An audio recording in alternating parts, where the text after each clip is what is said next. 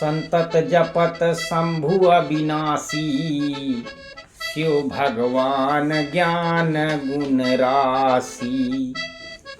आकर चारि जीव जग यहीं, काशी मरत परम पद लहीं। कल्याण स्वरूप ज्ञान और गुणों की राशि अविनाशी भगवान शंभु निरंतर राम नाम का जप करते रहते हैं। संसार में 4 जात के जीव हैं। काशी में मरने से सभी परम पद को प्राप्त करते हैं। सोपि राम महिमा मुनिराया, शिवोपदेश करत करिदाया। राम कमन प्रभु पूछ्यउ तो ही, कहै बुझाई कृपा निधि मोही। हे मुनिराज, वो भी राम नाम की ही महिमा है, क्योंकि शिव जी महाराज दया करके काशी में मरने वाले जीवों को राम नाम का उपदेश करते, इसी से उनका परम पद मिलता है।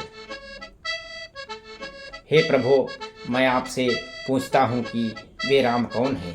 हे कृपा निधान, मुझे समझा कर कहिए। एक राम अवधेश कुमारा, तिनकर चरित विदित संसारा। नारी बिरह दुख लहउ अपारा, भयउ रोष रन रावण मारा। एक राम तो अवध नरेश दशरथ जी के पुत्र थे। उनका चरित्र सारा संसार जानता है। उन्होंने स्त्री के विरह में अपार दुख उठाया और क्रोध आने पर युद्ध में रावण को मार डाला। स्वयं प्रभु राम किया पर को, जाहि जपत त्रिपुरारी। सत्य धाम सर्वज्ञ तुम, कहु विवेक विचारी। हे प्रभु, वही राम हैं या कोई दूसरे हैं जिनको शिव जी जपते हैं? वे राम कौन से हैं? आप सत्य के धाम हैं, सब कुछ जानते हैं। ज्ञान और विचार करके कहिए, क्योंकि जैसे मिटय मोर भ्रम भारी, कहु सो कथा नाथ विस्तारी।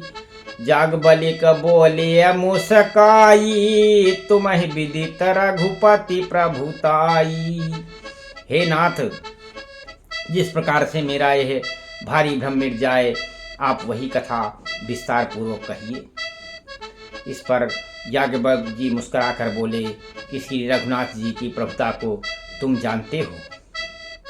राम भगत तुम मान क्रम बानी, चतुराई तुम्हार मैं जानी।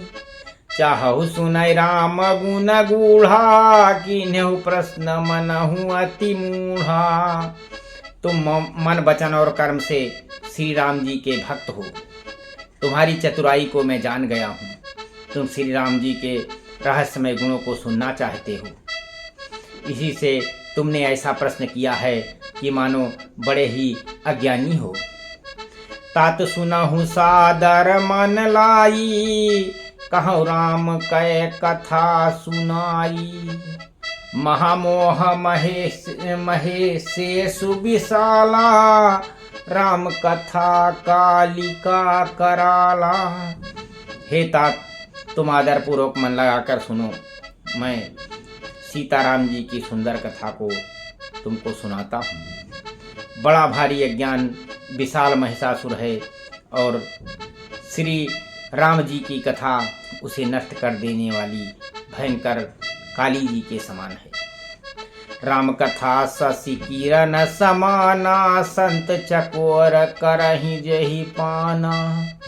ऐसे संशय की न भवानी, महादेव तब कहा बखानी। श्री राम जी की कथा चंद्रमा के किरणों के समान है और जिसे संत रूपी चकोर पान करते रहते हैं। ऐसा ही संदेह पार्वती जी ने किया था, तब महादेव जी ने विस्तार से उसका उत्तर दिया था। कहियो सोई मत अनुहार, कहूँ सो मति अनुहार। अब उमा शंभु संवाद, भयउ समय जहि हेतु जहि सुनि मुनि मिटहि विषाद। अब मैं अपनी बुद्धि के अनुसार वही उमा और शिव जी का संवाद आपसे कहता हूँ। वो जिस समय और जिस हेतु से हुआ है उसे हे मुनि तुम सुनो, तुम्हारा विषाद मिट जाएगा। इस प्रकार से एक बार त्रेता युग माही शंभु गए कुंभजरि सिपाही। संग सती जग जननी भवानी पूजे ऋषि अखिलेश्वर जानी। एक बार त्रेता युग में शिव जी अगस्त ऋषि के पास गए और उनके साथ जगजननी भवानी सती जी थी। ऋषि ने संपूर्ण जगत के ईश्वर जानकर उनका पूजन किया। राम कथा मुनिवर जब बखानी सुनी महेश परम सुख मानी।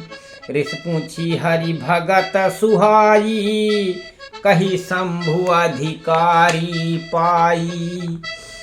मुनिवर अगस्त जी ने राम कथा को विस्तार से कहा और जिसको महेश्वर ने परम सुख मानकर सुना। फिर ऋषि ने शिव जी से सुंदर हरि भक्ति पूछी और शिव जी ने उनको अधिकारी जानकर रहस्य सहित भक्ति का निरूपण किया। कहत सुनत रघुपति गुण गाथा कछ दिन तहाँ रहे गिरिनाथा।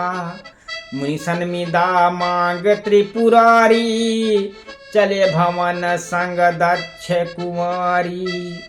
श्री रघुनाथ जी के गुणों की कथाएं कहते सुनते बहुत दिन शंकर जी वहाँ पर रहे और फिर मुनि से विदा मांगकर शिव जी ने दक्ष कुमारी के साथ सीता जी के साथ घर कैलाश को चले गए। सती जी के साथ कैलाश को चले गए।